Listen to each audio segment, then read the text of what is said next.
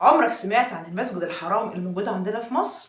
تعالى واحكي لك عليه. المماليك كانوا مولعين جدا ومهتمين بموضوع بناء المساجد والمدارس، ودولة المماليك كانت دولة قوية وغنية وكان غناها مشجعها على كده.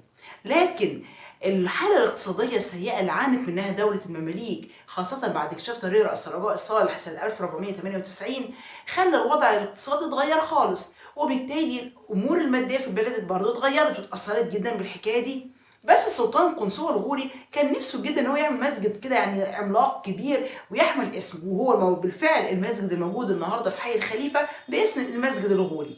بس المشكله مش في كده، المشكله ان السلطان الغوري عشان يبني المسجد ده والامكانيات الماديه مش مكفيه استولى بالفعل على مدرسه المختص. ده مش كده وبس، استولى كمان على الاخشاب والفسيفساء والمواد كتيره في بناء المسجد من ابنيه تانية كانت موجوده، وعمائر تانية كتيره خربها عشان بناء المسجد ده. ما انتهاش على قد كده، ده كمان جمع اموال كتيره وضرائب المصريين على حس بناء المسجد اللي هيبنيه، والعمال والبنائين اللي اشتغلوا في بناء هذا المسجد اشتغلوا كده بالسخرة من غير اي اجر ولا اي عائد ليهم. وافتتاح المسجد عملوا حاجة كده يعني عظيمة جدا تليق بمسجد السلطان الغوري في سنة 910 هجريا، وبقى فرحان جدا بيه. يسكت المصريين؟ لا، ما يسكتوش.